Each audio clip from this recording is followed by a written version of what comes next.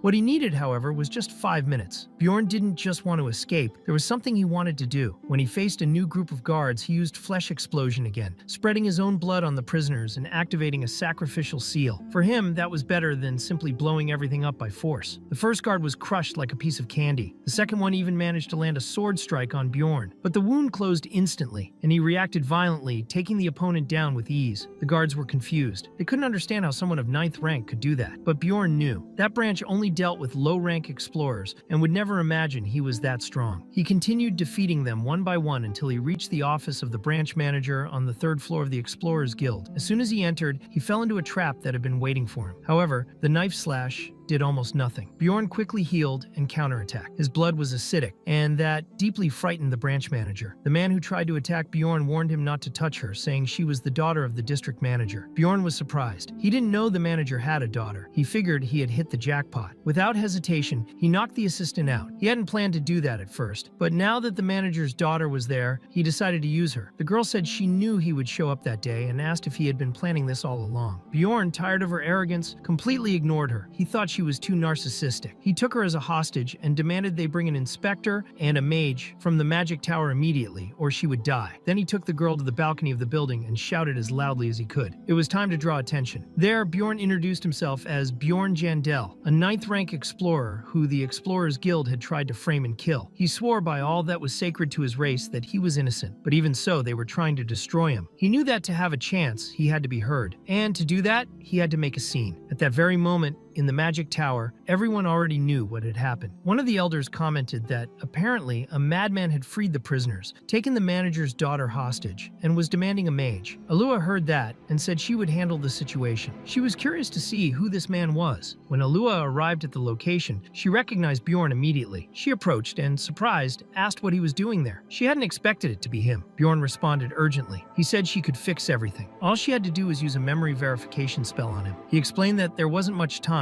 Alua agreed but imposed a condition. She would only cast the spell if he agreed to grant her a favor in the future. Bjorn replied that it was fine, as long as it was something he could do. Alua then said that it was a promise. Shortly after, she cast the reading spell, but the magic didn't work either. Bjorn was too resistant, with mentality far too high. Not even Alua could break through that barrier. The former interrogator entered the room, visibly desperate. As soon as he saw Bjorn, he pointed at him as the one responsible for all the chaos. The branch manager's assistant wanted to confirm whether that barbarian was really the man claiming he had been framed. He asked whether the interrogator himself had conducted the investigation, and what exactly the evidence was. The interrogator confidently replied that Bjorn hadn't been framed. He explained that Bjorn had brought too many magic crystals for a 9th rank explorer, and that his backpack was full of equipment that didn't belong to him. Moreover, the communication stone he carried had been tracked and identified as belonging to a dead explorer. Because of that, they concluded he had looted corpses inside the labyrinth. Bjorn, on the other hand, insisted that there was a valid testimony in his favor from a member of the Crystal Union. The assistant then questioned why the interrogator hadn't used magic to confirm the facts, calling him reckless for not verifying something so important. The interrogator tried to justify himself, saying Bjorn lied frequently. He said Bjorn claimed to have been stabbed in the neck and survived, but had no visible scar. According to him, Bjorn himself said it was because of the vampire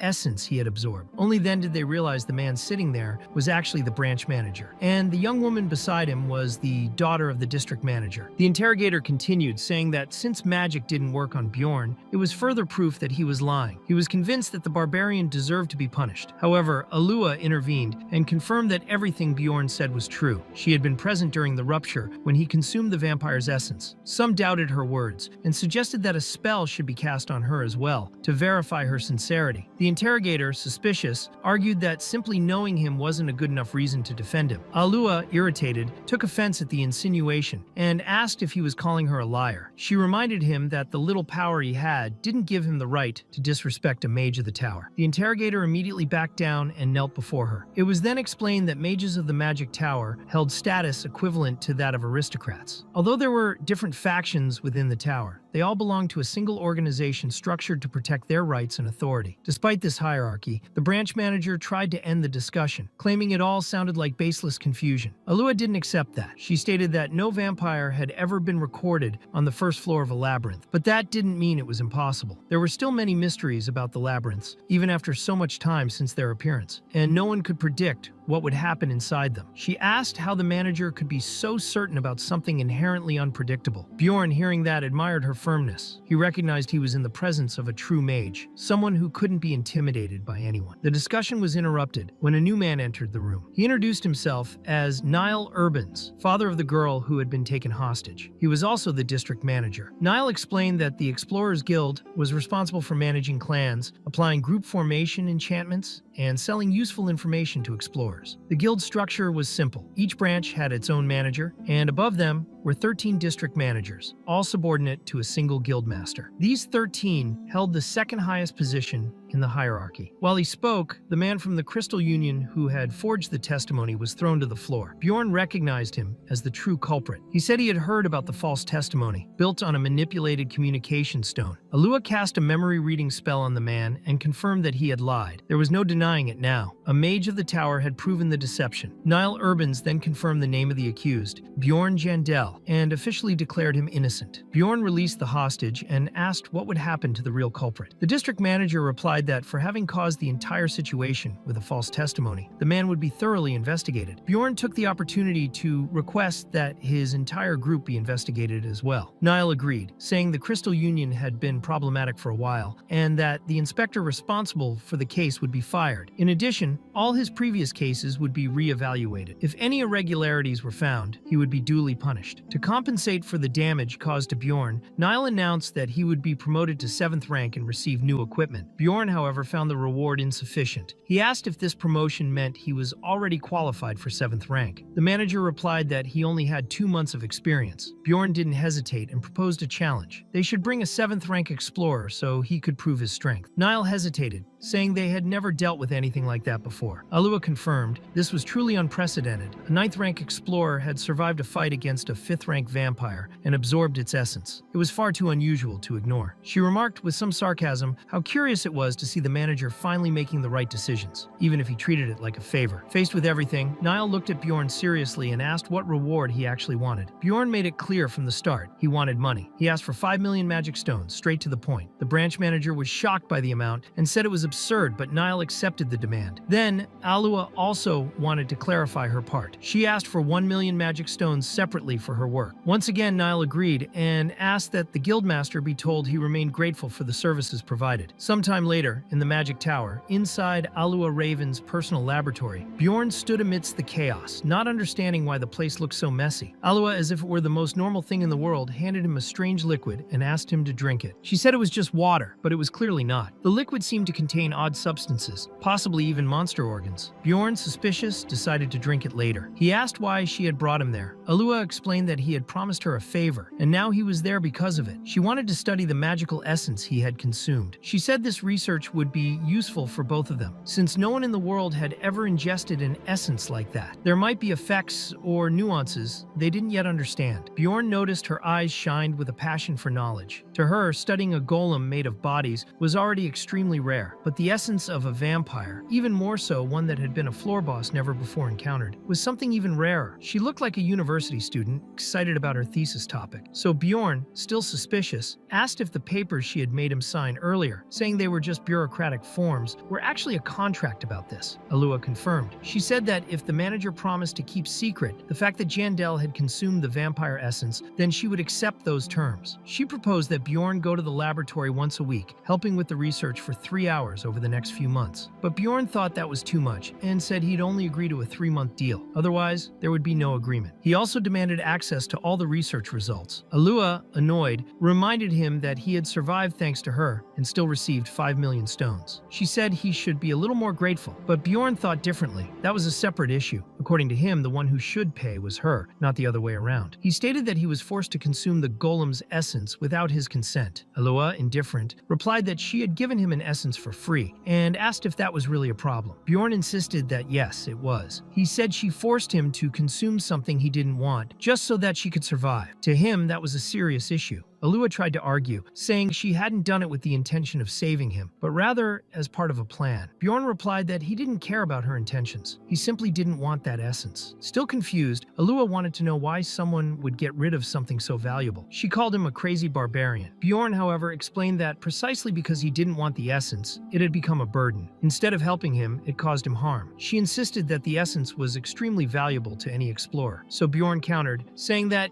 if that were the case, maybe she should be the one paying him compensation. Alua, a bit sarcastic, said he was only saying that because he didn't know other explorers. Then, without hesitation, she opened a magical communication channel with another explorer, someone who claimed to know Bjorn's own master. She asked a direct question. If someone fed you an essence you weren't planning to consume, how would you feel? The other explorer found the question strange, but answered honestly. He said he would probably be furious. Even if it were a rare essence, it wouldn't change anything. If it wasn't what he wanted, it would only cause problems. According to him, mages would never understand that. Bjorn, upon hearing that, felt satisfied. The explorer went on to say that one doesn't survive in the upper floors by accepting the first essence that shows up. Planning was essential. Alua finally asked how someone should be compensated for a situation like that. The explorer answered firmly he would accept money. Something like 15 million magic stones would be a good start. Alua was surprised by the response and asked again, as if she hadn't understood correctly. The explorer explained that erasing a consumed essence costs a lot of money, and with each new attempt, the cost increases. He said it seemed like guilds loved money, and that there was no god in that world to regulate it. He commented that those organizations were extremely mercenary. Alua then asked what could be done if money wasn't an option. She wanted to know what alternative would be viable in that case. The explorer replied that he wasn't sure. He said that if something like that happened to him, and the person responsible was standing right in front of him, he would probably end them on the spot, without thinking twice. Bjorn, listening to all of that, thought those people lacked creativity. The explorer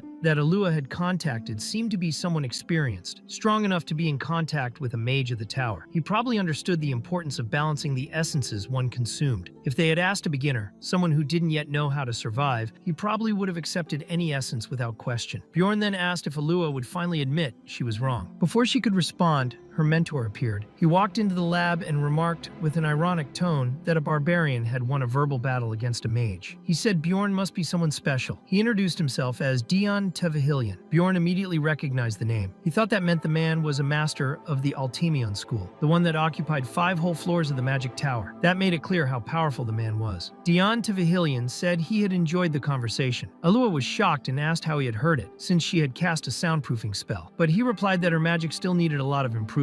There were many holes in the formula. He confessed he had been curious to see that his youngest apprentice had brought a living barbarian to the tower. Usually when someone like him arrived, they were either dead or had only their heart ripped out. He said that with a smile and a stare at Bjorn as if it were just a joke. Bjorn, wasting no time, figured that must be a mage's sense of humor. So he decided to play along and said he also had a joke. Maybe he should split the old man's skull in two. He assured him it was just a joke and asked the mage to laugh along. Dayan asked if he had just called him an old man, and Bjorn responded with a light tap on the mage's head, insisting it was only teasing. Alua panicked and asked if he had lost his mind. Bjorn reflected that maybe he had gone too far, but the mage laughed loudly anyway. Even so, Bjorn noticed there was some hidden anger behind that laughter. He even considered taking back the old man comment, but Dian replied that he too had a bold side. Changing the subject, the mage offered a deal. Instead of paying the 10 million stones, he asked if Bjorn would be satisfied with a rare magic item. He extended his hand and showed the Ring of the Frozen Spirit, number 9,425. He said the number was high, but it was still a numbered item, which meant it could only be obtained by defeating a Rift Guardian. Each of those items had a unique, exclusive ability. Bjorn found it strange that they were offering something so valuable so easily and asked what was special about the ring. Dian explained that the item sealed one of the essences the user had consumed. He knew that Bjorn wanted to get rid of the Golem of Flesh essence, especially because of the acidic blood, which must have been a major inconvenience. Bjorn, surprised, realized that this mage really was experienced. He not only understood about essences, but also knew the specific abilities they granted, so Bjorn accepted the deal. On the way out,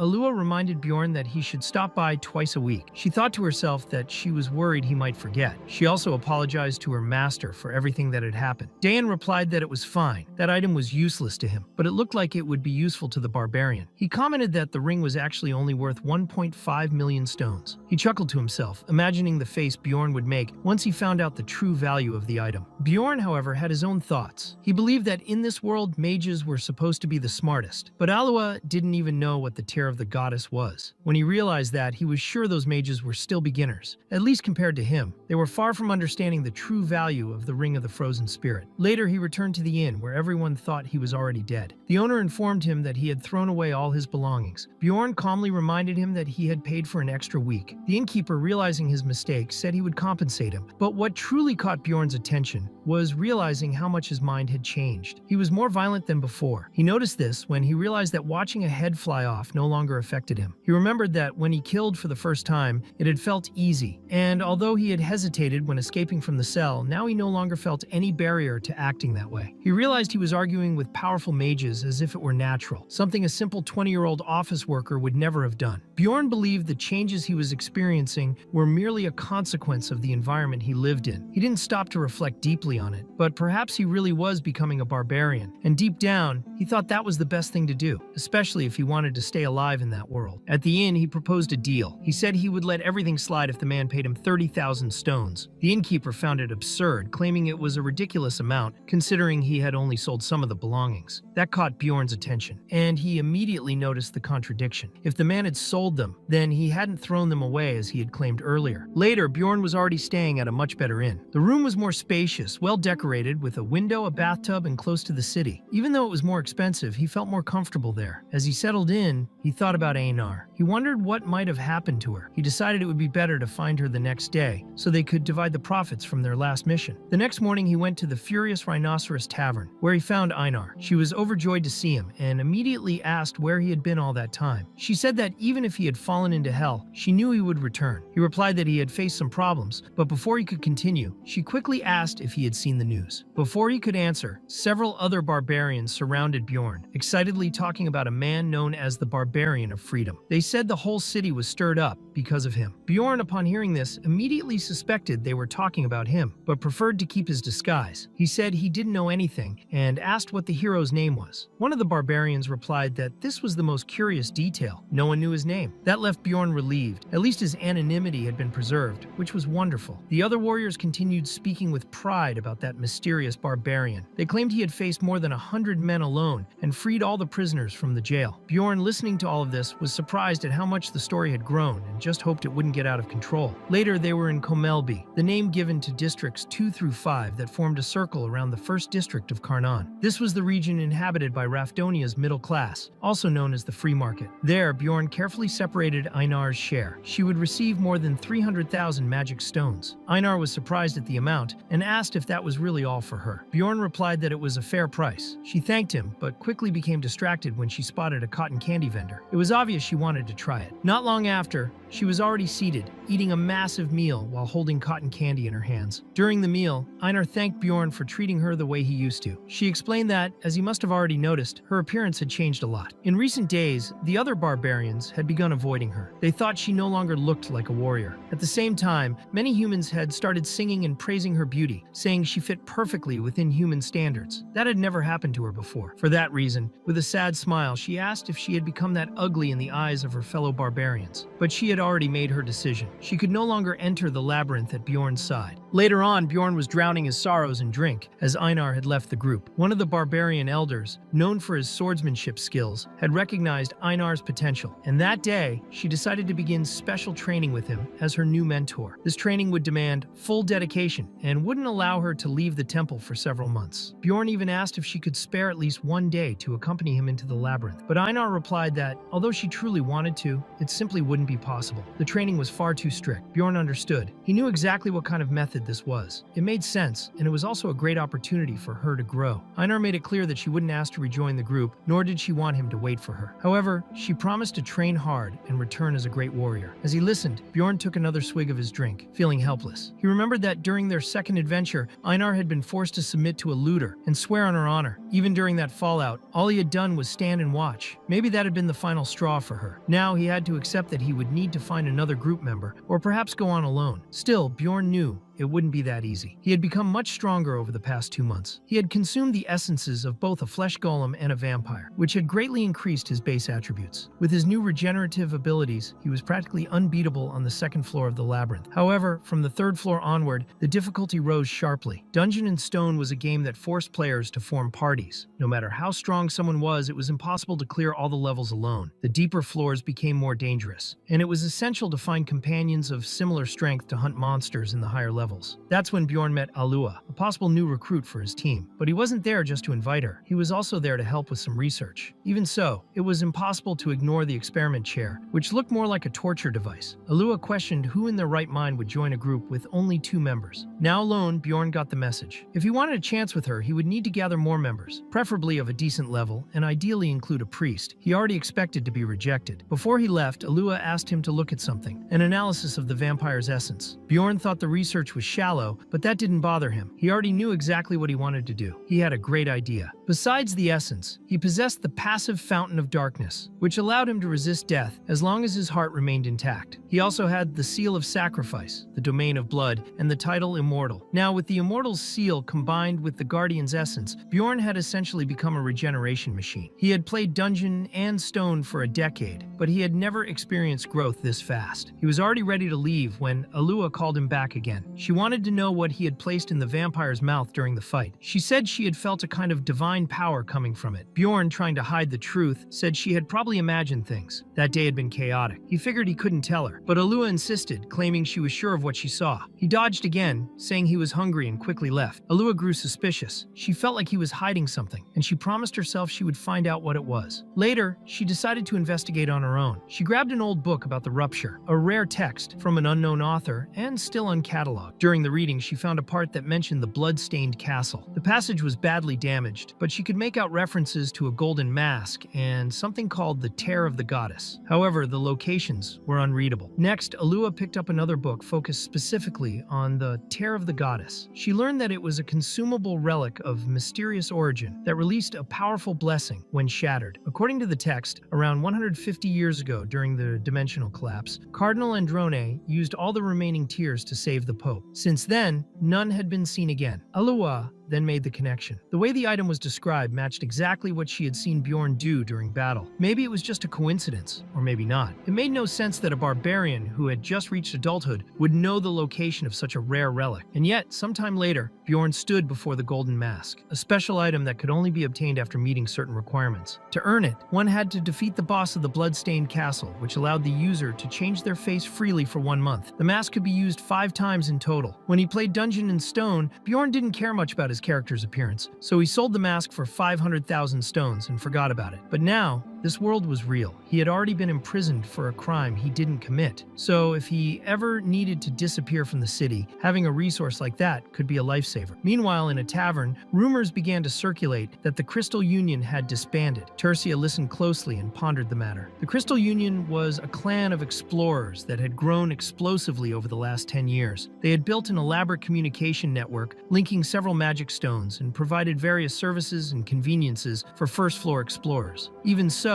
many seemed happy with the organization's end. Most said they were nothing but a bunch of scoundrels. Tercia remembered that, at first, they really did seem good, but as they gained power, they changed drastically, began discriminating against outsiders, abusing their authority, and even committing crimes against beginners. She thought of Erwin, her sister, as a clear example of that. Something very bad could have happened if it weren't for that barbarian. She had once considered doing something against the Crystal Union, but now she felt it might no longer be necessary. She heard that the person who caused the split was someone called the Barbarian of Freedom. At first, she thought it was just a coincidence, until they mentioned that this barbarian was only rank 9. Too much of a coincidence. Suddenly, she began to doubt that Bjorn was really dead. If that barbarian was him, it would explain why he hadn't returned for a week. With suspicion lingering in her mind, Tercia went to see her sister, Erwin, who was looking very downcast and sad. She wondered whether she should tell her the truth or keep it to herself. Later, Bjorn went to the guild and requested help forming a new group. He wanted to build a team of at least 4 people to operate from the the third floor onward. The receptionist read his full name aloud. Bjorn Jandel, ranked 7 with 5 stars. Bjorn, confused, asked what that meant. The receptionist simply replied that it was nothing and handed over a list of potential members. Bjorn found it odd. It seemed like the receptionist had deliberately changed the subject. He figured it might be some kind of internal guild code. But in the end, he decided he didn't care. One of the names on the list was Hikurod, who met with him later. Hikurod confirmed it was Bjorn, although he hesitated at first when he saw the registered rank. He said it was good to see him again. However, he mentioned that someone else would be joining the group, apparently a mage. Soon after, the new member appeared. Bjorn was visibly surprised. The blonde mage introduced himself as Lior. Hikurod welcomed him kindly, noting that he was a rank 6 explorer. Lior explained that he was an 8th rank mage from the royal family of Rafdonia. Hikurod, confused, asked what he meant by royal family. Bjorn answered in his place, saying that it meant he wasn't affiliated with any guild. Then he inwardly grumbled. Why was he, a barbarian, the one explaining things to a dwarf? It felt unnatural. Lior then complimented Bjorn,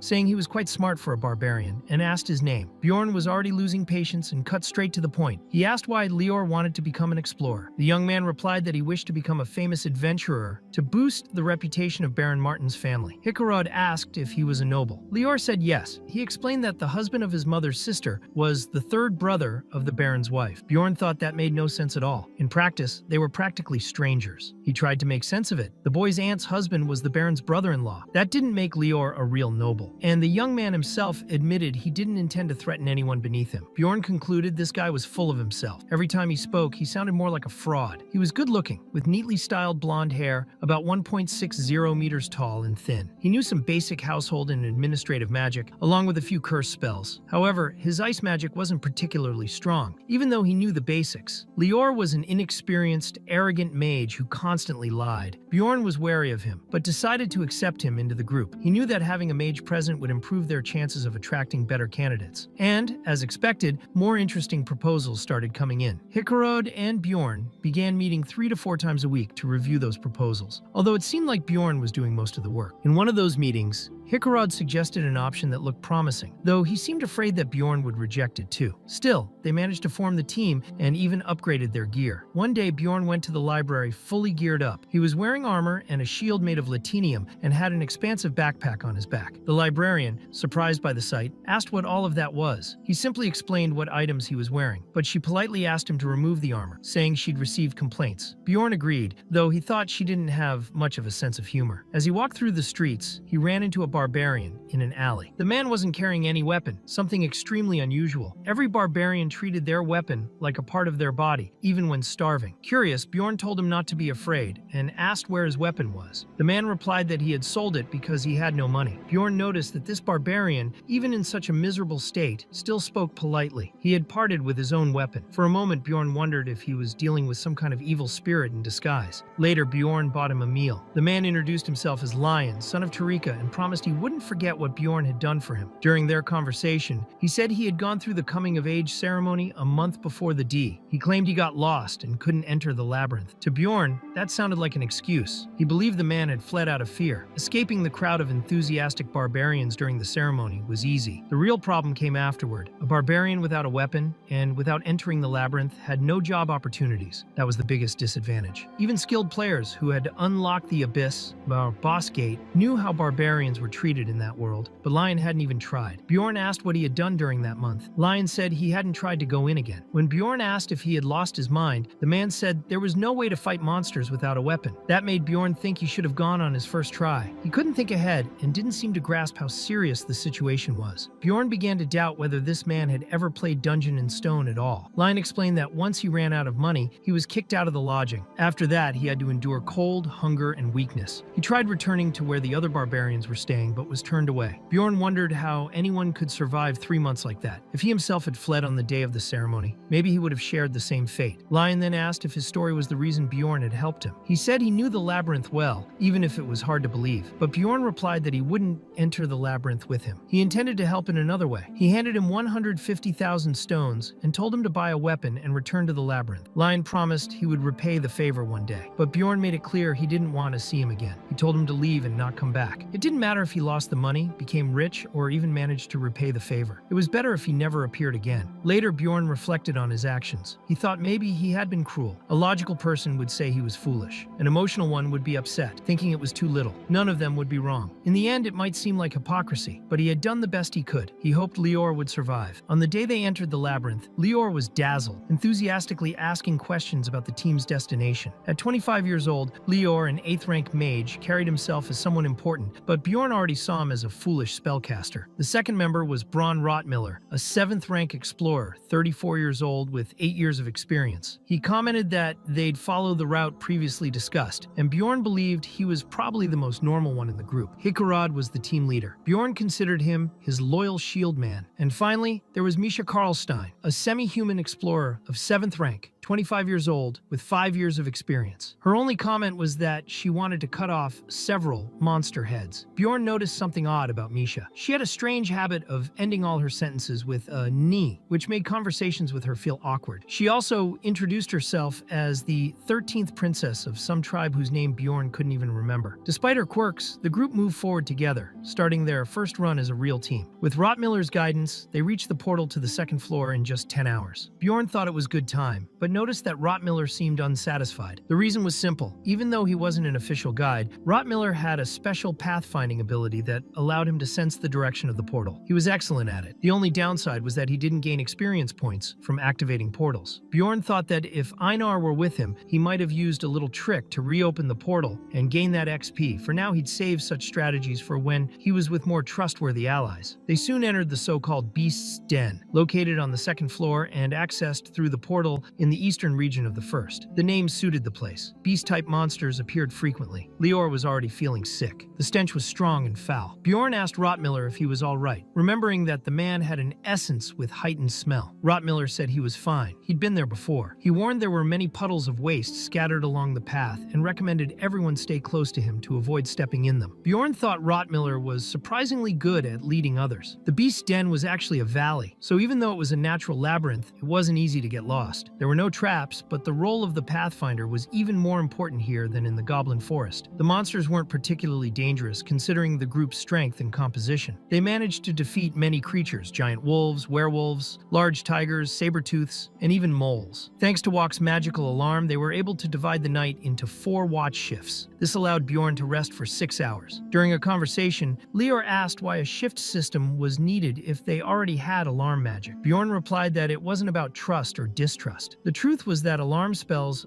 only detected monsters, and the greatest threat in that place wasn't the monsters, but other explorers. That's why even Lior needed to rest, so he could be alert in case of a human threat. In truth, Bjorn was awake, just pretending to sleep. He kept thinking that this might be his last expedition with that mage. On the second day, shortly after noon, Rottmiller announced they were getting close to the portal that led to the 3rd floor. He said they would face monsters between difficulty levels 7 and 8. The 3rd floor was known as the Pilgrim's Passage, a massive and fixed map. On the 2nd floor, depending on where the group entered, they could end up in different areas. But on the 3rd, everyone was funneled into the same general zone. However, the exact point of arrival varied based on the portal used. Bjorn hoped they would land in a favorable spot. Misha then asked if Bjorn had ever been to the 3rd floor. She said it had taken her an entire year just to reach it. Bjorn, curious, asked how long it took her to reach the 4th floor. She replied it took about 2 years. Bjorn found her conversations extremely tiring, mainly because of that damn NI at the end of every sentence. It was annoying. And to make matters worse, she started arguing with the dwarf in the group over some petty reason. Rottmiller, visibly irritated, told them to cut it out. Bjorn noticed he was more tense than before, but he understood. Rottmiller was putting in a lot of effort, which explained his frustration. They finally arrived at the 3rd floor, the Pilgrim's Passage, located in the Steelstone Valley. As soon as they appeared in the new map, Bjorn sensed enemies approaching. Instinctively, he raised his shield to protect Rottmiller, who was more vulnerable. If he hadn't done that, the man would have been struck by a wild boar charging at full speed. Hikarad quickly activated his emergency recovery skill and explained that they were up against 7th rank monsters called orcs. He instructed the group to focus on not getting shoved. The orcs' main ability was weight balance, which made them resistant to being knocked back. This ability was similar to the one Hikarad had used when they faced a vampire some time ago. Using exactly the same type of power, Hikarad clashed with the creature, while Lior took advantage of the opening to cast a corruption spell on the monster's body. Hikarad remarked that it was a good opening and struck a crushing blow with his hammer, smashing the creature's head. Only one enemy remained. Misha, fast as lightning, rushed rushed in to finish the fight and secure the essence of the last orc. Bjorn received 3 experience points for defeating a new creature, but found it strange. That area should have been swarming with orcs, and yet only a few were scattered around. Bjorn asked Rotmiller if there were people nearby. Using his body heat detection skill, Rotmiller said there was no one in the area at that moment. However, based on the scent in the air, it was clear others had passed through recently. He estimated they were probably less than 2 minutes ahead. Bjorn guessed they might have left after seeing the group hunting. Hickarod asked if there was a chance someone was waiting for them near the portal. Rotmiller explained that it wasn't necessarily about them, but about any group of explorers. Luring monsters near a portal was a common tactic used by looters. They took advantage of the moment when other teams were distracted or vulnerable. Misha, outraged, said that people like that deserved a good beating. Rotmiller confirmed there was a bounty for eliminating looters, but added that they were hard to find and even harder to kill without trouble. If anything went wrong, the group could end up blamed instead of the real criminals. Hickarod decided they would leave a warning for the looters at the portal before moving on. Meanwhile, Lior was listening to the whole conversation, terrified. He admitted he didn't even know such tactics existed. Rotmiller replied that he had only heard of it before. This was his first time seeing it in practice. Misha remarked that looters shouldn't be so common. That made Bjorn raise an eyebrow. He asked how many times she had fought looters. She replied about 8 times in the last 5 years. Bjorn, surprised, thought that was low. He had already encountered looters 5 times in just the last 3 months. Misha said he had terrible luck. Hickarod found it impressive, remembering that such attacks used to be common around 150 years ago, but the number of looters had dropped significantly since then. Bjorn, deep in thought, began to wonder what kind of life he was living. Seeing the mood shift, Rotmiller told them to stop teasing the barbarian. Everyone knew Misha had absurd luck. He asked Bjorn not to worry, saying that encountering looters once every 3 months wasn't unusual. Still, Bjorn felt a little discouraged. He asked them to move on. The conversation was making him sad. Along the way, the group faced more creatures and finally reached the edge of the region. They camped at that specific spot because it was almost completely free of monsters, a safe place. Hickarod asked Lior if he was okay, since he seemed down ever since they entered the new portal. Bjorn had noticed too. Lior, usually so talkative, had been quiet. Lior confessed that his fantasy of being an explorer had been completely shattered. He said they probably saw him as a naive, innocent kid now. He explained that he'd heard stories of explorers killing each other for money, and that was very far from the dream he once had. He said that if things kept going like this, maybe one day he would also end up killing someone. That's why, during the journey, he had tried to mentally prepare himself, but admitted he didn't know if he could actually go through with it when the time came. Bjorn thought the boy was suffering from a lack of self-confidence. It was clear he was scared and confused. Still, Bjorn believed that was better than people who faked bravery but collapsed when death became real. Rotmiller, serious, said the most important thing was not being arrogant. He found Lior's attitude far more trustworthy than any bold speech. After that, Rotmiller wanted to show the group something. They climbed a cliff and from there saw a stunning view. A massive castle could be seen in the distance, and bright lights floated in the sky. Rotmiller said that view could only be seen at that time of day. It was something unique to the 3rd floor, and no one knew exactly why. But the reason didn't matter in the face of such beauty. He then asked Lior if that had reignited his motivation as an explorer. Later, the glow in the sky faded and darkness once again enveloped the labyrinth. Everyone, except for those standing guard, went to sleep. Lior took a while to fall asleep, still shaken by everything he had experienced. The next morning, Bjorn reflected on his progression. The amount of experience points he had accumulated so far exceeded 50. He needed 150 to reach level 4. There was still a long way to go, but he was in no hurry. At the moment, he was level 3, which meant he could absorb one more essence. Since he still had room for it, he wanted to wait for a really good one. Then Rotmiller announced they had reached their destination. From here on out, it was the Orki habitat, the area with the highest concentration of monsters on the entire 3rd floor. Only rank 8 or higher creatures appeared there. It was the 2nd most difficult region of the entire floor. Still, if they weren't planning to ascend to the 4th floor immediately, this was the best place to hunt. Hickarod suggested they keep working together for now. After that, they could decide the next steps depending on how the exploration progressed. But there was no time to lose. A group of orcs was already approaching, and everyone took their positions in the standard combat formation. Lior began the fight with a ranged attack, casting his ice spear. Meanwhile, Bjorn and Hickarod advanced as the front line, serving as shields to protect the others. Misha was responsible for intercepting monsters trying to approach from the flanks. In the rear, Rotmiller and Lior continued focusing on dealing as much damage as possible from a distance. During the fight, Lior noticed among the enemies a sorcerer orc casting a frenzy spell. This spell tripled the resistance presence and offensive power of the warrior orcs. One of the orcs, overtaken by rage, charged with such violence that he broke through the defensive line as if it didn't exist. Luckily, the blow aimed at Rottmiller was blocked at the last second. Fortunately, the frenzy had a limited duration. As soon as the effect wore off, Misha seized the opportunity to finish off the weakened orcs, slitting their throats with precision. With the warriors down, the sorcerer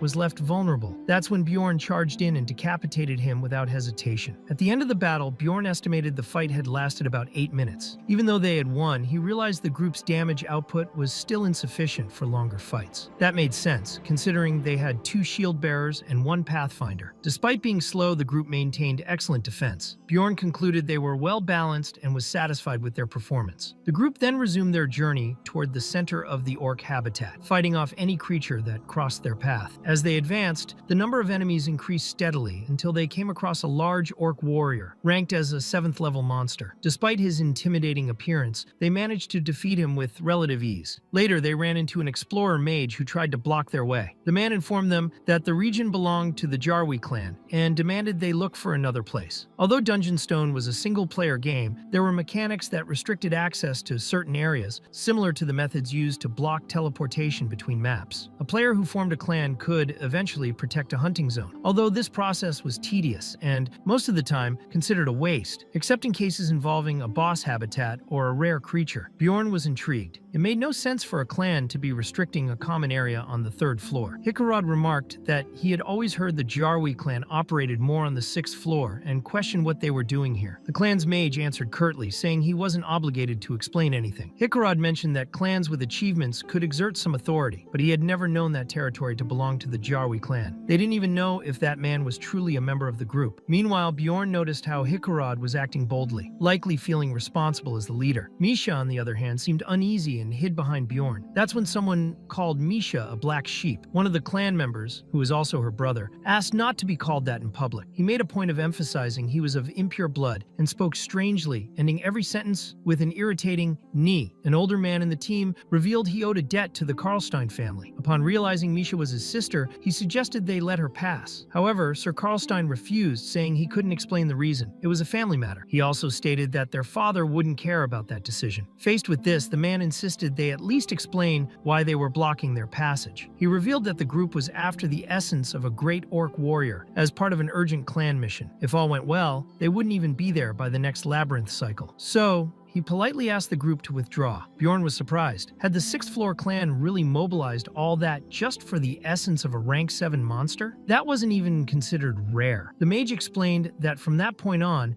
no more monsters would be found along the path. That meant the group would only interfere with the hunt if they stayed. Bjorn understood that, in that labyrinth, might made right. They couldn't push their luck. Though he understood Hikarad's feelings, he knew that, if they wanted to stay alive, they had to recognize when retreat was the smarter choice. At that moment, Lior stepped forward and tried to intervene, saying it was a pleasure to see that mage again. But the man treated him with disdain, calling him trash and ordering him to stop calling him senior mage. He said Lior had only learned basic spells, bragged for no reason, and lived off tricks. The older man backed him up, demanding that Lior never call himself a mage again. Hikarad was outraged by the insults, saying the man had gone too far. The mage replied that he was only telling the truth. Hikarad, losing control, fired a lightning bolt in response. Bjorn, seeing that a confrontation was about to erupt, acted quickly. He slammed his axe into the ground like a spike and ordered everyone to calm down. He thought to himself that they had nearly gotten themselves killed over something meaningless. In the end, the senior mage from the other group acknowledged Bjorn's composure, saying he was a valuable ally. He said everyone should be grateful to have a barbarian like him on the team. Later, Hikarad apologized, saying he had lost his temper and acted without thinking.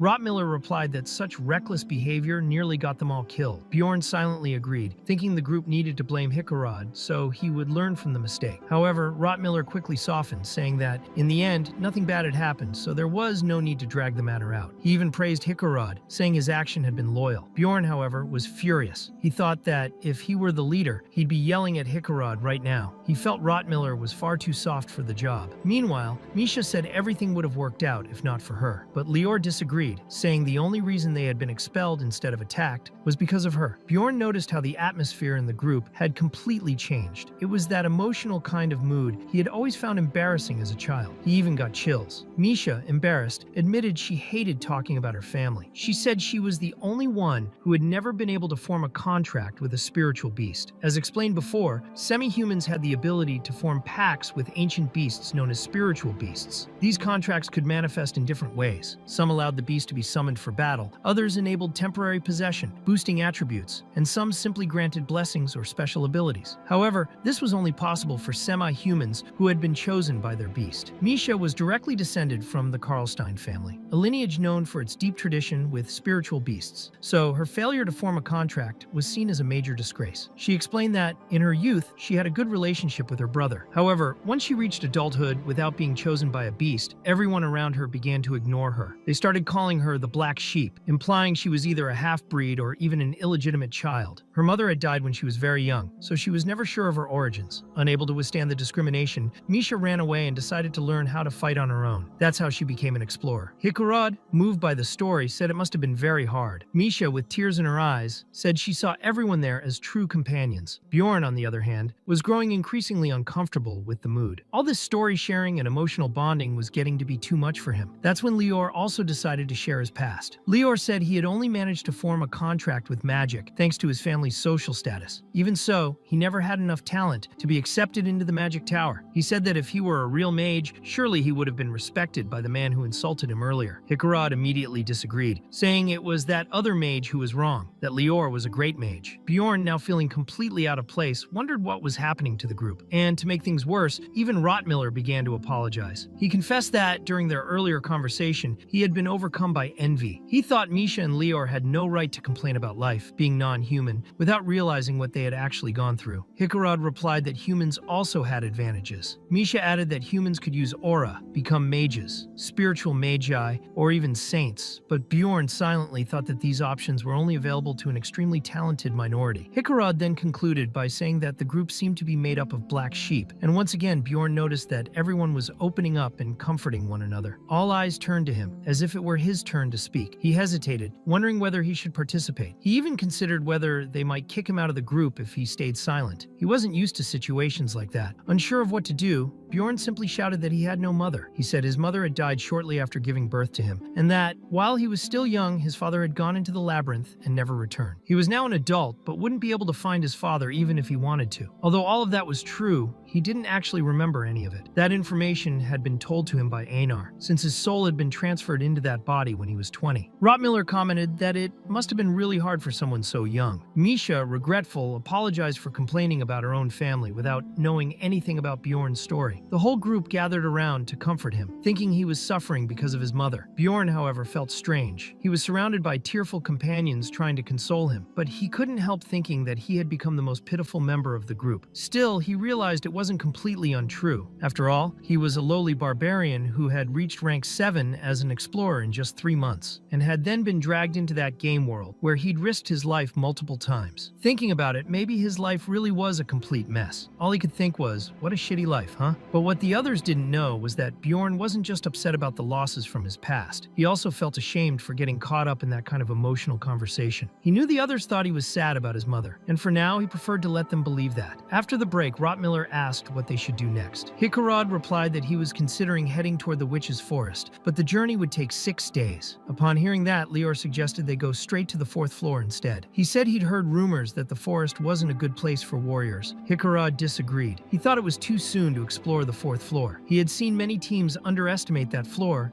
and end up dead. Bjorn also reflected on that. He knew that the Witch's Forest was known as a place only entered out of extreme necessity. It wasn't good for hunting. He figured Hikurod's reluctance came from the fact that the 4th floor posed a serious danger. The monsters there were mostly rank 7 and 8, like on the 3rd floor, but with one major difference. Rank 6 monsters could also appear. These monsters were rare and hard to find. It wasn't unusual to go 4 days without seeing one. But at the same time, that meant you could run into one at any moment. Back when he still played the game, Bjorn had died many times for that very reason. Even so, he told Hikarad that he thought going straight to the 4th floor was the better choice. Hikarad and Bjorn were both sturdy shield bearers. Even if they ran into a rank 6 monster, they could handle it. In fact, Bjorn thought that with the vampire essence he had absorbed, he could probably endure attacks from such a monster alone. Though their group lacked offensive power, they still had a mage and 2 veteran members. Misha agreed, but admitted she still felt a bit nervous. After all, Bjorn was a barbarian. Lior supported the idea too, but quipped that even a broken clock was right twice a day. Bjorn, upon hearing that, thought he could hear the stupidity from a mile away. Hikarad insisted it was too risky, but the group decided to vote. In the end, the pitiful little team decided to try their luck on the 4th floor. On the 3rd day since entering the labyrinth, they camped in an open area with few trees and almost no monsters. It was a good place to rest. Even so, Hikarad said he still had plenty of energy and wanted to keep moving a bit longer. Rottmiller disagreed, arguing that they didn't need to walk another 3 hours just to find a better spot. At that moment, it was exactly 9 p.m., the same time they had set up camp the previous 2 days. Bjorn realized Rottmiller must have calculated the entire route based on distance and walking speed. It might not seem like much, but that was impressive. He thought Rottmiller was like a human GPS, reliable and experienced, just like a veteran should be. Bjorn asked what the plan was for the next day. Rottmiller replied that they would reach the witch's forest before noon, but he warned that once inside, the path would be exhausting, so they needed to rest as much as possible that night. Hours later, Rottmiller woke Bjorn, even though it wasn't his turn to stand watch. He said monsters and explorers were approaching. They began to hear cries for help. Explorers were running, fleeing from a group of monsters. However, Rottmiller noted that he could smell something familiar, the same scent he had sensed another day. He suspected it could be looters trying to infiltrate, pretending they needed help. Misha, concerned, asked what they should do. The unknown group was already very close. Bjorn said that if they weren't confident enough to talk, then they shouldn't do anything at all. He stepped forward, taking control of the situation. When the strange group approached, he ordered them to stop immediately. He said he'd crush their skulls if they took one more step. The man in front replied that all of his companions had died and that they could offer a reward if they received help. Bjorn, however, demanded that they drop their weapons, even with monsters nearby. The orcs who had been chasing the group, upon seeing others entering their territory, merely watched. They seemed to be assessing the situation. Bjorn made it clear the choice was theirs: drop the weapons or leave. The group, hesitant, gave in. They left their weapons on the ground to receive help. Rottmiller quickly gathered them, and at that moment, the orcs simply turned and left. Bjorn thought they were incredibly smart monsters. Right after that, a priestess from the group deeply thanked them for the help. She introduced herself as Elisa and said they had saved their lives. A tear in her dress caught Hikarad's attention, and he commented that it must have been something terrible. Bjorn, observing the situation, thought that the dwarf from their team had easily fallen into the priestess's charms. The man who had spoken first introduced himself as Irida Tyson, and the other as Hans Argo. When Bjorn heard the name, he found it suspicious. He asked, "Hans?" He remembered that the first looter he had ever met was also named Hans. What a coincidence. Hans replied that it was a pretty common name. Elisa remarked that she didn't even want to imagine what would have happened if they hadn't been helped. She said that the goddess Liatlis had probably sent that group to save them. Rottmiller asked if Elisa actually possessed divine power. She replied that she served the goddess of light, the one responsible for protecting exploration and relationships. She said she was devoted to the star that appeared at twilight. But Bjorn wasn't convinced. He already suspected they were looters, and were now just pretending to have a priestess among them. However, at that moment, Elisa used a genuine divine power to heal one of her companions. Hikarad, confused, asked if she was really a priestess. Misha, worried, asked Rottmiller if he still thought they were looters. Rottmiller admitted that he had been certain before, but now he wasn't so sure. Bjorn understood how he felt. In the world of Dungeon and Stone, a priestess was considered a sacred being, especially among humans, who were usually devoted worshippers. However, Bjorn thought differently. That might apply to humans, but he was a barbarian, a race that worshipped its own ancestors, not human gods. That's why he didn't care about her status. He immediately demanded a reward for saving them. Elisa said she had heard of that barbarian custom and asked how much would be enough. Bjorn replied that 2 million should cover the price of her life. She explained they didn't have that amount at the moment, but could pay once they left the labyrinth. Bjorn, skeptical, stated that he didn't trust anyone from another race. If they couldn't pay in stones, they would have to make up for it with valuable items. Their armor and equipment looked decent. Hans accepted the proposal, saying that it was nothing compared to the value of their lives. Later, Bjorn gathered everything the group had of value. Meanwhile, Rottmiller was already offering them shelter so they could rest, and Elisa said she would help with any wounded. But Bjorn appeared with his mace in hand, ready to crush her. He believed the rule was always to eliminate the healer first. Without hesitation, he delivered a brutal brutal blow to Elisa's skull, sending her broken body flying. The group was in shock, and someone asked what he was doing. Bjorn apologized, saying it was a mistake. He explained that he thought they were looters and had acted too rashly. The others, outraged, called him a crazy bastard, but before they could react, something strange happened. They were struck by a curse. Hikarad asked if Lior had cast a spell, but he denied it. The truth came out when Elisa's completely shattered body stood up. She radiated dark magic and glared at Bjorn, asking how he knew she was the enemy. She said that even so, it was already too late for them. Bjorn, frustrated, wondered why nothing ever worked out in his life. His group was frozen in fear, but he reassured them and promised he would handle the situation. With the next strike, he smashed the priestess's body even further. Hikarad, confused, asked what he was doing. Bjorn replied that he was attacking a corpse, claiming he had no choice.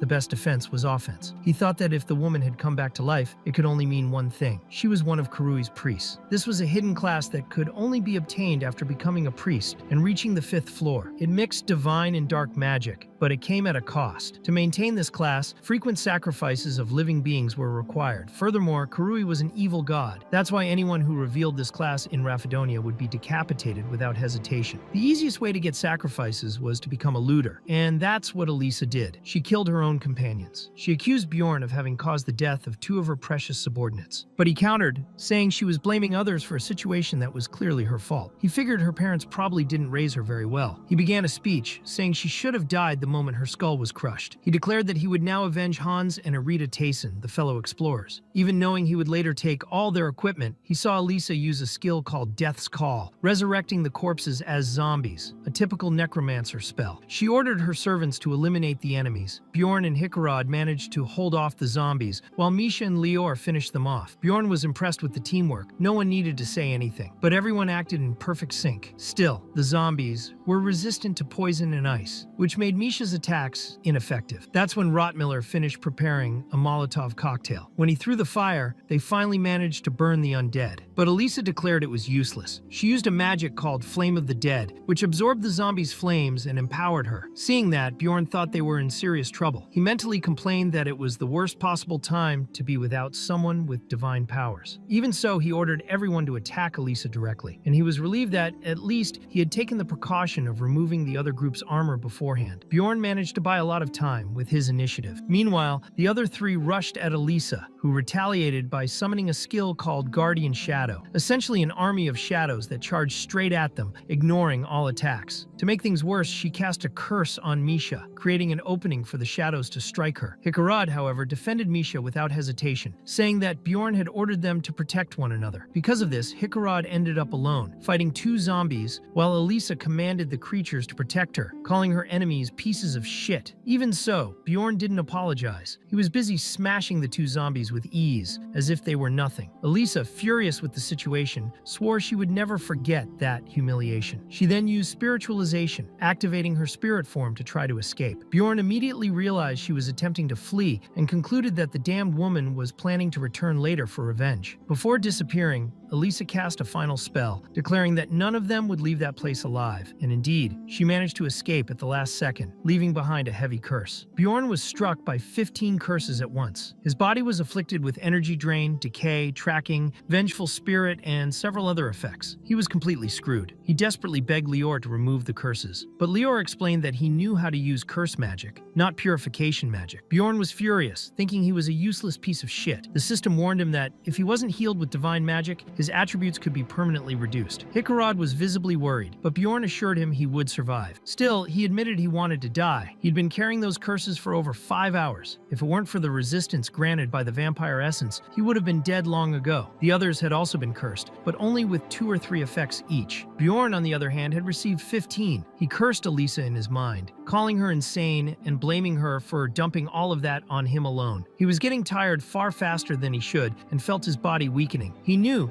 that if his energy dropped below 10%, his body would simply stop moving. Rottmiller told him to hang on just a bit longer. They were almost there. In fact, they were approaching the witch's forest. Bjorn reflected that 5 hours ago they were still deciding what to do, and now they were cursed, exhausted, and being hunted by a priestess of Kurui. Rottmiller remarked that he couldn't believe they had encountered a priestess priestess of Karui, and that she would probably hunt them down through the labyrinth. Bjorn noted that, judging by her abilities, it was clear her class came from at least the 5th floor. In a direct battle, unprepared, their group would have been wiped out. He knew that if they hadn't taken the weapons from Elisa and her companions, at the very beginning, they all would have died right there. Misha, still shaken, said that trustworthy barbarians really were the best. After all, Bjorn got straight to the point and crushed the priestess's skull before she could do something worse. Then Bjorn asked Rotmiller if there was any way to track the woman, but he replied that he couldn't find a single trace of her. Bjorn concluded that, now that her identity had been exposed, Elisa would surely try to kill them before they could escape the labyrinth. Leor, ever optimistic, said they could just handle her like they did the first time. He thought they had done a great job, but Bjorn snapped back, asking what they would do if they were ambushed while fighting monsters. He knew that was a real possibility. They headed for the witch's forest. The forest surrounded the portal that led to the 4th floor. It was a dangerous place,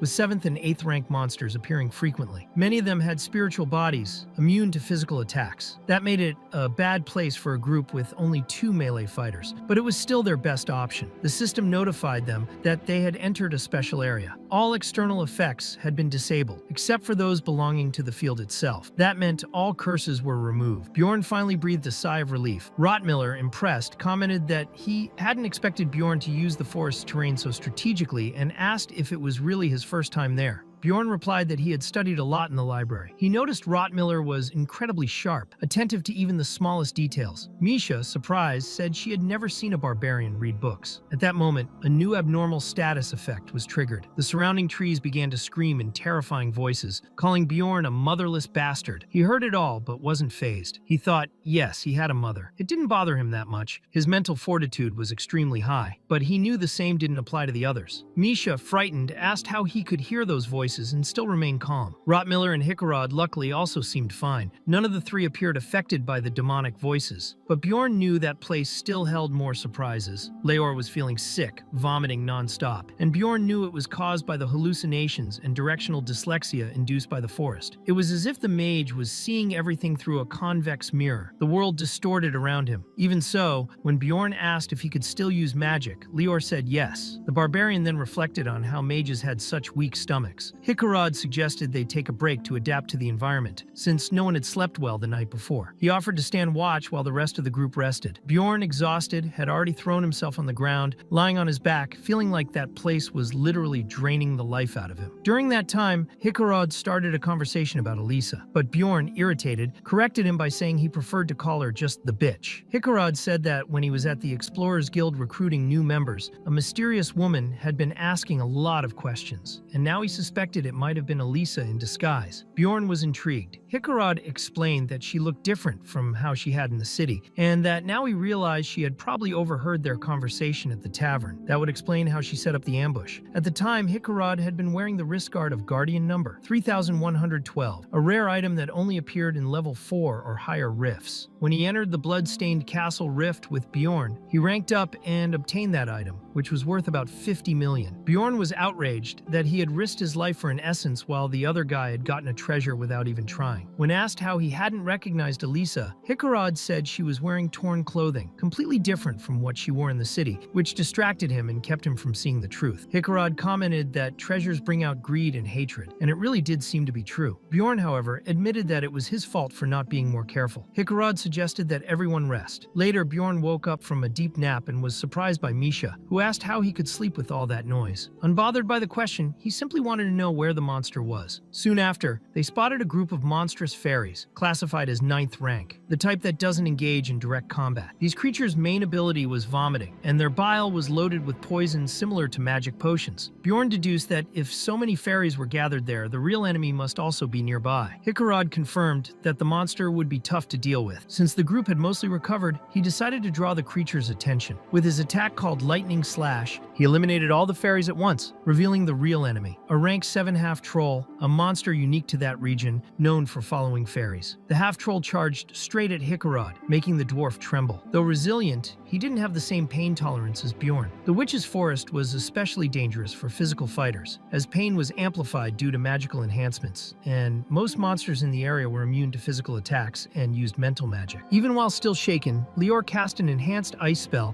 and launched a powerful spear that pierced the half-troll's chest, killing it instantly. Hikarad lamented that the rare monster didn't drop any essence. Rotmiller then suggested they keep moving, since that place wasn't safe for prolonged rest. On the way, the group ran into Elisa again, this time accompanied by several other explorers. She accused them of attempted murder and played the victim. The other explorers immediately took her side, believing her twisted version of events. Bjorn realized they couldn't win in that situation and concluded they had only one option left: use the special item. Hikarad activated the Guardian's wrist guard, creating a protective field around the allies, repelling enemies and granting temporary immunity. The group took the chance to flee as fast as they could. Misha, confused, asked how Elisa had managed to track them there if Bjorn had said the forest was safe. Bjorn thought that Elisa had probably lost their trail as soon as they entered the forest, but she must have encountered other explorers, fed them a twisted version of the story, and pretended to be a survivor, deceiving everyone and setting up an ambush to sacrifice them all at once. He told Misha it was time to run. The item's effect would only last 5 minutes. And right then, the protection faded. Rotmiller, acting as the group's scout, was up front. His role was to detect enemies first and guide his companions through the safest paths. Using his learned skills and vast experience, he searched for an exit from the witch's forest's natural labyrinth. Only those who could cross that place were considered true scouts. Rotmiller's main ability was his sense of smell, enhanced by several specific essences he had acquired. Bjorn was surprised that even in such a hostile environment, he could still find the correct path to the 4th floor. Once a person's sense of smell reaches a certain level, they can detect the scent of mana itself and follow its trail to discover safe routes. Rotmiller remarked that the enemy group's scouts seemed to be fairly average, which explained how accurately they were closing in. Because of this, he decided to pick up the pace. However, the quickened march was too much for Misha, who stumbled and fell, exhausted. Bjorn thought that if she twisted her ankle now, it would be a serious problem. Without hesitation, he hoisted her over his shoulder like a sack of cement. As they continued, Bjorn noticed the dwarf ahead had vanished. Misha, still recovering from her fall, asked if they had gotten separated from the group and why he hadn't followed the others. He told her to be quiet. The fall was her fault. Even so, he believed Rotmiller had already noticed the separation and would come back for them soon. But time passed, and no one showed up. They couldn't find a way out. Soon, they heard screams coming from their own group. Bjorn considered that following the sounds could lead them into a trap or dangerous place, especially if their companions had been attacked. In a disaster like this, one had to choose wisely what to prioritize. Water, food, tools, and energy were essential. But above all, mental strength was the most important. Misha, overcome with despair, said she didn't want to die like that. Bjorn told her to calm down. He believed that in chaos, the only way to keep going was to accept reality with inner strength. He said they needed to focus on the present. First, she had to drink a potion from his bag. Then she'd have to start walking on her own. After a while, they took a brief break. Misha, surprised, said she could hardly believe she'd taken a potion while being carried over a barbarian's shoulder mid-run. She thought she was going to die, but now she could walk on her own. Her foot felt better. Bjorn thought they had been inside that labyrinth for 4 days already, and the remaining days wouldn't be any easier. They still had to survive another 11 days before leaving the 3rd floor. The problem was that most of the monsters on that floor were spiritual type, immune to physical attacks. That meant they needed special attribute powers. Knowing that, Bjorn made a decision. He asked Misha if she had any beliefs that would prevent her from showing her body to someone else. A bit confused, she replied no. She found his question strange and wanted to know what he was planning. When he got closer, she flinched and asked what he was trying to do, saying she wasn't ready for that. But Bjorn simply handed her a ring. He explained that he had been saving that ring for someone truly worthy. He asked Misha to swear, in the name of her guardian god, that she would stay by his side in exchange for that gift. Misha, surprised, asked if he was serious. It was the first time she'd received something that felt like a declaration, even if a weird one. She said she had never thought of him that way. It wasn't that she saw him as a bad person, but her type had always been different. She preferred skinny guys, and thought Bjorn was a bulky, somewhat dumb barbarian. To Bjorn, that sounded like a rejection. He tried to clarify, saying it wasn't a confession. He just wanted her to be his contract companion. Misha pretended she had known that all along. Then Bjorn said the contract could be ended at any time. Just return the ring or pay 15 million stones. Misha, curious, asked what was so valuable about that ring to be worth that much. Bjorn replied that, in fact, that was a bargain. The ring could grant the deepest wish of its wearer. He wouldn't have chosen this route if he hadn't played Dungeon Stone for almost a decade. He was about to awaken Misha's hidden power. The Frozen Spirit Ring number 9425, which he had acquired, had a secret ability. When destroyed, it would activate a rare effect. Although it didn't cause direct damage, its destruction released a special condition, the summoning of the glacial magical beast Ascadia, which had been sealed. Upon being freed, Ascadia offered to form a contract with Misha, who accepted. Misha could hardly believe she was forming a contract with a spirit beast so quickly. She wanted to know what kind of ring that was and why her father had never mentioned it. Bjorn explained that her father probably didn't even know about the ring. A mage had studied the artifact for a long time and had only recently discovered its true function. Misha asked how Bjorn had found all that out and where he had gotten the ring. He replied that it wasn't the time to discuss that. At that moment, she realized she was naked and asked when that had happened. Bjorn pointed to the corner where her clothes were and told her to get dressed quickly. Misha also noticed that he had equipped new gear taken from the bodies of previous enemies. She asked why exactly she was undressed. Bjorn replied simply that he was the one who took her clothes off, as old equipment gets destroyed during the contract ritual. She then asked why he had asked about marriage. Bjorn explained that if she had a husband, he would likely have been offended by the whole situation. She fired back, asking if he even considered what she thought about all of this. Bjorn, a bit awkward, said he was in a hurry and asked if she had anything to say. Misha said yes. She thanked him. Bjorn, surprised by her response, was expecting something more. That's when Misha shared something more serious. She admitted that, in the past, she had tried to take her own life. She said it wasn't a pretty thing to talk about, but that her father found her in that moment and saved her life. Even so, when she woke up, the first thing he told her was that if she wanted to die, she should do it inside a labyrinth, so she wouldn't dishonor the family any further. Bjorn thought that her family was even more insane than he had imagined, and that's why Misha ended up entering that labyrinth. Not for adventure, but due to a heavy and cruel fate. Misha didn't enter the labyrinth to die, as her father wanted. In truth, she just wanted to escape that cursed house. She thought that if she became a great explorer, even without a spirit beast, and earned recognition, maybe her father would finally forgive her. She still didn't know if the contract with the beast would be enough for that, but she felt that this new power was definitely a good thing. For that, she thanked Bjorn deeply and said she would never forget that favor, not even on the day she died. Bjorn then asked if she swore by her guardian god. Misha confirmed that yes, she did. As already known, spirit beasts grant different types of abilities to their contractors: summoning, enhancement, or special powers. In Misha's case, the power she received was enhancement. Her punches, now imbued with magical energy, were capable of defeating specters easily, even if those creatures had no physical body. Finally, they could fight against those cursed entities. Even so, Misha was still getting used to the feeling of her new power. Bjorn concluded that with magical attacks and attributes, she could finally fight on her own. However, just like spells and spirit seals, beasts also had different stages of development. Misha was still at the first level, so she couldn't yet imbue her weapon with attributes and was forced to fight with her fists alone. She mentioned that there were many specters in that area, so they decided to flee. Bjorn understood that the true fight for survival was just beginning. Around 11 hours passed. In that time, the two avoided unnecessary confrontations and escaped various threats: witch lamps, spirit bears, owls, and other monsters. By the end of the day, Misha was exhausted, practically defeated, but Bjorn still took the time to collect various magic crystals. He thought that fortunately, they hadn't encountered any rank 7 monsters, and there was also no sign of that damned Elisa. However, the frozen spirit ring had disappeared the moment Misha awakened her power. The absence of the ring triggered the passive ability of the corpse golem, which was now corroding all of Bjorn's equipment. His Latinium breastplate and Tier 2 shield had already lost their shine. He knew he'd face heavy repair costs. Another problem was that he still hadn't obtained any essence with attributes. Evaluating the situation, Bjorn concluded that the chances of both he and Misha leaving that place alive were very low. They had already been in the witch's forest for over 12 hours, and the effects of the area had intensified. He asked Misha to tie a rope around her waist so they would stay connected in case one of them fell into a trap or got lost. It was then that the abnormal effect of the witch's eye was activated. From that moment on, they could no longer stop moving. This field debuff, called Witch's Eye, would cause a 7th rank monster known as the Cannibal to appear if anyone stood still for too long. After 70 hours inside the forest, the effect rose to level 5, becoming even more dangerous. It had already been more than 60 hours since the group split up, and Bjorn and Misha were still completely lost. Since the activation of the Witch's Eye, they hadn't been able to rest even once. At level 5, standing still for just 10 minutes would summon the Cannibal. They didn't have the luxury of sleep. The only difference since the beginning was that they were now tied together by the rope. This allowed them not to get completely separated. At one point, Misha asked Bjorn to slow down. He knew her condition had worsened a lot. She wasn't hurt or sick. She was simply completely exhausted. Her steps were too slow, so Bjorn told her she should climb on his back. It would be better if she rested for a while. Even reluctant, she had no strength to resist. He picked her up and put her on his shoulders again, like he had done before, as if she were a sack of cement. Normally, she would have argued with him, but in that state, she only sincerely thanked him. It had already been 87 hours since they entered the forest. The witch's eye was now at level 6, and Bjorn had had been carrying Misha for 17 straight hours, only putting her down during combat. He himself was nearing his physical limit. Then suddenly a voice came out of nowhere. It asked why he didn't just leave Misha behind, since that would solve his biggest problem. The voice also questioned whether he would at least try to seduce her. That caught his attention, because he immediately recognized that voice. It was the voice of his ex-girlfriend. Even knowing it was an illusion, Bjorn couldn't shake the strange feeling that it was real. Her figure appeared and began to provoke him, saying he always tried to understand everything on his own without ever opening up to others. To her, that was unfair. She also said she knew every curve of his body better than anyone else. Bjorn, physically and emotionally exhausted, recognized that crazy woman instantly. That kind of provocation was exactly the sort of thing she would say. He knew it was a mental trap, part of the forest's effects, but even so, he couldn't entirely ignore her presence. The creature was clearly trying to seduce and bewitch Bjorn, and had already succeeded. He was completely captivated by her, without realizing he had fallen under a magical charm. But before anything worse could happen, Misha suddenly appeared and delivered a powerful punch to the creature's head. She acted quickly, striking Bjorn's ex-girlfriend with force. After the blow, Misha said she had taken care of the dryad and that he needed to come back to reality. Still confused, Bjorn wondered what exactly a dryad was, but the charm effect was instantly dispelled. The enemy had been defeated. He realized that it wasn't just an illusion caused by the environment, but a real ability. So, he sincerely thanked Misha, knowing he would have been done for if she hadn't arrived in time. Shortly after, they encountered another group of explorers. It was the first time they had seen other humans since they had separated from their allies. Bjorn stayed on alert, suspecting they might be attacked. The strange group asked if they had been separated from their team, and Bjorn answered yes, but knew he couldn't trust them so easily. Misha, on the other hand, commented that they were now saved, but Bjorn told her to stay quiet. The group insisted they meant no harm. They said they had kids their age back in town and even offered help. Even so, Bjorn refused. He thought that, precisely because they had children to feed, they might do anything for money, even betray or kill other explorers. Misha still suggested they could accept the help, but Bjorn replied sharply. He reflected on how he should behave when encountering other groups. His conclusion was that the ideal would be to ask for help, offer a reward, maybe lie about a treasure, and then evaluate the type of people he was dealing with before negotiating seriously. Resolved, Bjorn introduced himself as the son of Jandal. In response, the other group's scout said his name was Hans Stove. Bjorn immediately grew suspicious. He asked if there was another Hans, and the man replied that it was a common name. That only deepened Bjorn's doubt. He thought there were too many people with that name in that world, which seemed suspicious. The group consisted of 2 warriors, 2 archers, and 1 scout, a dangerous formation. Bjorn asked Misha if she trusted his judgment, and she said yes. Even thinking he might be overreacting,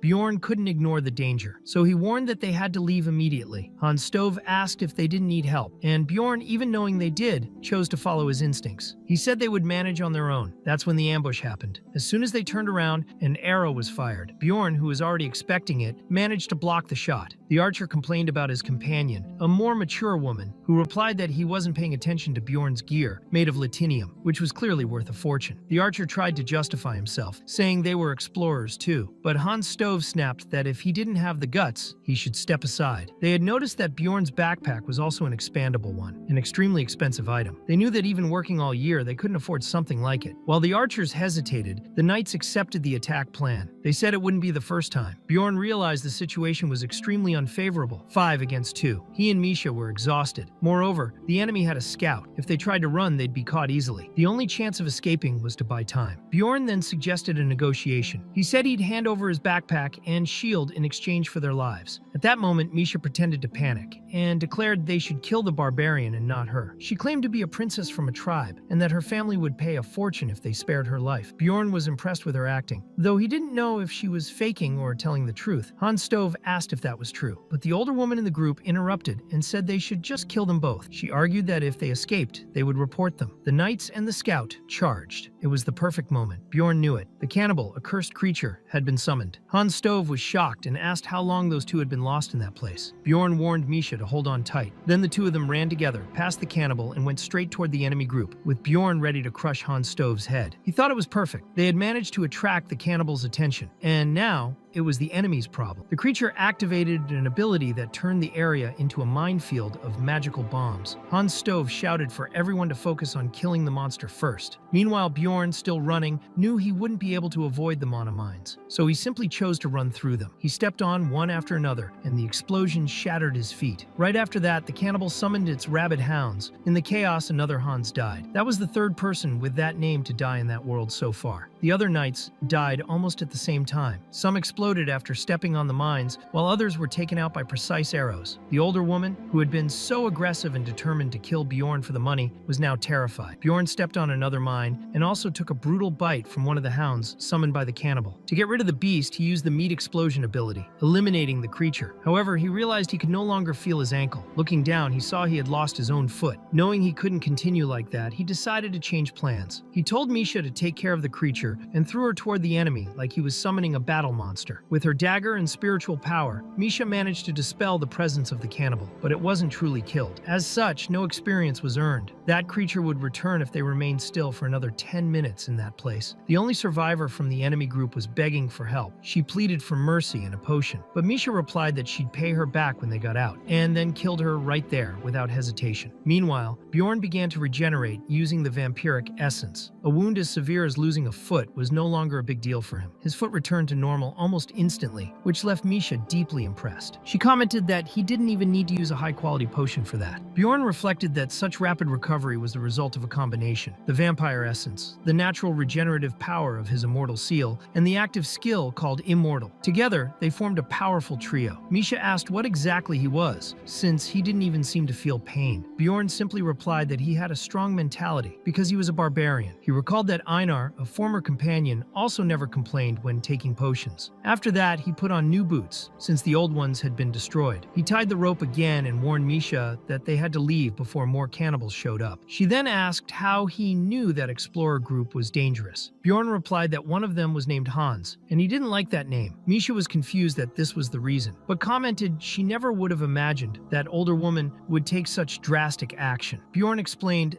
that if they hadn't looked weak or weren't wearing expensive gear, maybe the woman would have acted differently. However, she was the first to attack them. He asked Misha why she thought that woman was in the labyrinth. She answered, for money, and he agreed, saying it was exactly the same reason they were there too. In the world they now lived in, money was an effective form of protection. People died if they couldn't pay fees or taxes. The woman, besides looking after herself, also had children to care for. Misha admitted she was learning a lot from that expedition. Later, they finally found the only safe place in the witch's forest, the witch's hut. Bjorn silently wished nothing bad would happen this time. The hut appeared randomly somewhere in the forest and remained there for only 8 hours. During this time, the forest field effects were temporarily disabled. Because of that, the hut was considered a safe zone. It was hard to find, but it was also the only real place of rest inside the forest. They took a long time to locate the shelter, but thanks to Misha's sharp eye, they managed to find the hut faster than expected. They still had 53 hours left until the labyrinth would completely close. Upon entering the hut, they noticed it was surrounded by a beautiful garden, illuminated by sunlight. Misha was excited by the discovery, but Bjorn realized they weren't alone. The hut only allowed up to 5 people at once, and the entrance portal closed as soon as the limit was reached. The portal sealed behind them. Inside, Bjorn saw a man lying on the ground next to Elisa, that cursed woman. The man looked like a beggar, and Bjorn wondered what had happened to him. Misha confirmed there were other people inside and assumed they were some of those they had seen before. Bjorn, wasting no time, said he'd knock that one out first. He crushed the man's skull, and Misha commented that she thought he would just knock him out. After a while, they realized the guy was still alive, even after being badly beaten. She was surprised he was still breathing. Then, Bjorn intentionally used a healing potion to cause pain and wake up the 3 men lying there. One of them, upon opening his eyes, recognized Bjorn as the barbarian from before and said everything had been a misunderstanding. He explained that they had been deceived by Elisa, who, after their explorer died, began sacrificing her own group. He said that when they tried to catch up with Bjorn's team, only 3 of them were left. Their tracker, Rotmiller, had been injured,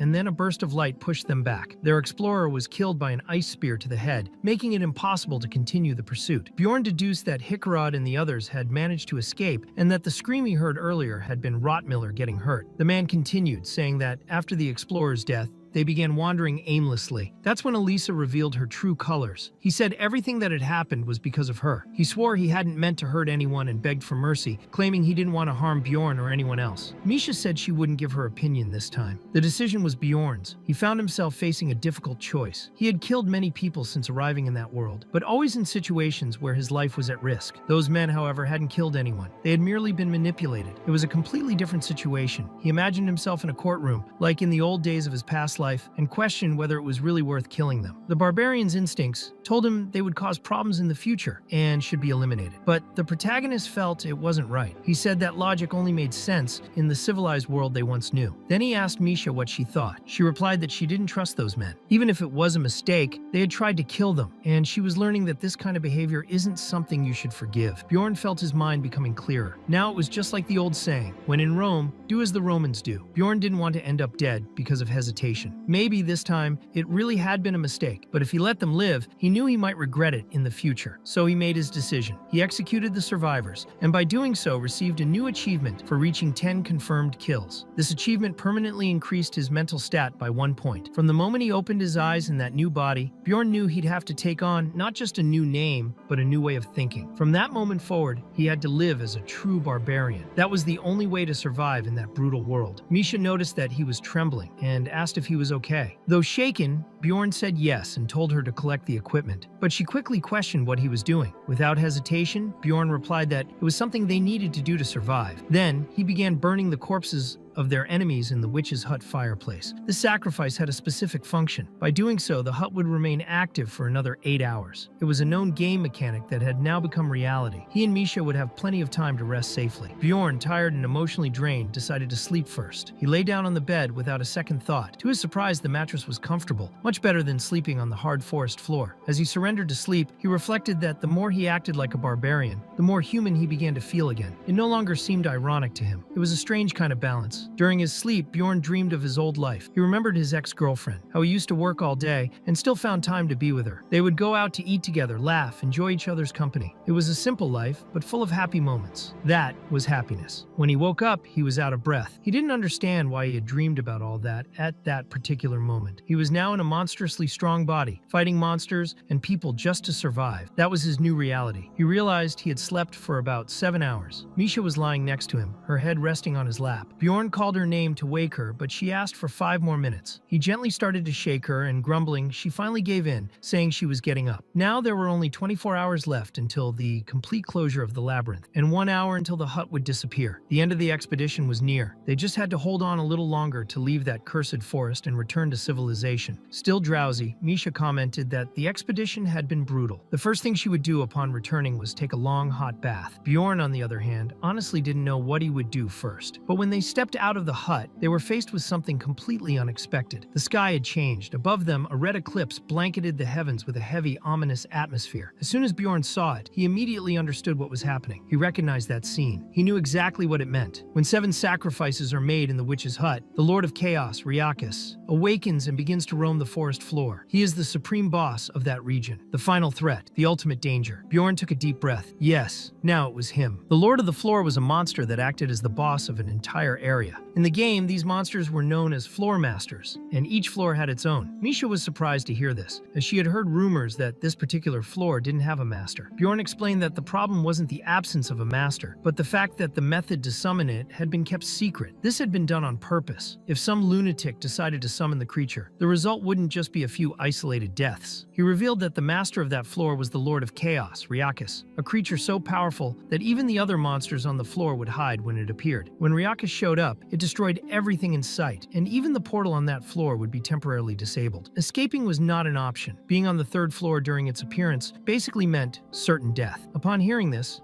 Misha wanted to know what they would do if the monster appeared. Bjorn then admitted that it might actually be their fault. One of the requirements for summoning Reincarnates involved human sacrifices in a cabin. Since it had been over 10 years since the last summoning, Bjorn figured that burning just 3 people wouldn't cause any problems. However, someone else had already burned 4 corpses beforehand. The sacrifice had been completed. Misha became furious and said everyone was going to die because of his mistake. Bjorn begged her not to tell anyone, because if people found out they were responsible, they'd be in serious trouble. Misha muttered that she was now going to die because of a barbarian. Even so, Bjorn noted that at least the debuff had been removed, which would make it easier to cross the forest. The plan now was to get out of there as quickly as possible. They intended to head toward the orc habitat, where they might find members of the Jarwi clan, a large and influential group active on floors above the 6th. This clan had hundreds of members, and Bjorn believed that even if not all were on the 3rd floor, at least 10 teams were likely present to maintain order. The situation was already chaotic. Many people were shouting, pleading for organization, organization, one of the clan members spoke up, claiming the area was safe. The priestess had activated a skill called Proclamation of the Destruction of Evil, while the investigators maintained vigilance. They knew the labyrinth of the third floor would close in about a day. Until then, the Jarwi clan, according to their contract with the royal family, would do everything possible to ensure the survival of as many people as possible. However, anyone who broke the rules or caused trouble would be expelled without exception. Bjorn thought the speech was necessary and well-structured. Thanks to the priestess's skill, they could rest a bit. Destruction of evil was one of the most important priestess skills. It allowed humans to enter and leave the protected zone freely while preventing monsters from invading it. The only requirement was to maintain order. Still, Bjorn remained on alert. He knew another problem would soon arise. He asked Misha if she was confident in her hearing. She timidly replied that she sometimes got compliments. When Bjorn insisted, she confirmed that yes, her hearing was very good. He then asked her to listen to the surrounding conversations and report anything useful. People were mostly talking about Ryakis, surprised that it hadn't appeared in 10 years. Many felt lucky to be under the Jarwi clan's protection. Bjorn believed betting on that clan was their best chance of survival. Later, Misha ended up falling asleep on him, but suddenly woke up and accidentally knocked him over. Alarmed, she asked if something was wrong. Bjorn replied that something soon would be. Around 500 people were gathered there, and at least 50 belonged to the Jarwi clan. The initial plan was just to observe how they would manage such a large crowd. The same man from earlier returned, stating that, thanks to destruction of evil, this was the only safe zone on the third floor. He said the priestess wished for everyone to show respect to God by paying a fee of 1 million stones per person immediately. Bjorn thought this was a smart move. No explorer walked around with that absurd amount of stones in their pockets. Most would have to pay with equipment. The man explained that the payment was both a sign of faith and a fee for the protection being offered. People might lose some items and potions, but they'd still have the clan's protection. So there was no reason to panic. Still, Bjorn was concerned. Destruction of evil was a powerful skill, but it was nothing compared to the power of the floor's master. He knew that if Ryakis appeared, the barrier wouldn't hold for long. Even so, he planned to follow the clan's rules. He asked Misha to pull out the gear they didn't need as much from their bag. Fortunately, they carried several items looted from dead people during previous expeditions. Meanwhile, some people were complaining that the 1 million stone fee was absurd. Those who refused to pay simply left the protected zone. Misha had already handed over their payment. Bjorn estimated that around 300 people had remained, meaning the Jarwi clan had collected 300 million stones with that measure. With fewer people to protect and so much money in hand, the plan had worked perfectly. Two goals achieved at once. However, even with that advantage, they still had to hope Ryakis wouldn't appear, because if it did, they were all doomed. Since the third floor was massive, many assumed the Lord of Chaos wouldn't pass through that area, but Bjorn preferred to prepare for the worst-case scenario. At 7:07, with about 5 hours remaining until the labyrinth closed, a phenomenon began. The Rain of Despair, a passive ability of Ryakis. Everyone caught under the rain received continuous damage and had their resistance reduced. Prolonged exposure to the Chaos attribute could even apply a dangerously powerful debuff. Misha was terrified when Ryakis appeared before everyone, even inside the magical barrier. Panic quickly spread. One of the Jarwi clan members acknowledged the situation was critical. He said the damage from this expedition would be devastating, but that they would use everything they had prepared. They activated focus support scrolls, regeneration scrolls, sacred magical items, and many other resources. In less than a minute, they had used equipment and items worth hundreds of millions of stones. The leader urged everyone to use their resources wisely, but reinforced that the goal was to stay alive. Bjorn was impressed. For the first time, he wasn't the only one who had prepared for the worst. Those adventurers had risked their lives countless times to get there. It couldn't have all been just luck. The expedition leader declared that their mission was to stop Ryakis. That was when Ryakis began his devastating attack. The Jarwi clan assumed a combat formation to face the Floor Lord, but even so, many people died within the first few minutes. The leader ordered everyone to stay focused and not get distracted. A frontline warrior was instantly killed, crushed by Ryakis. 3 long-range shooters died after being hit by the monster's breath. Some adventurers began to complain, saying they had paid for protection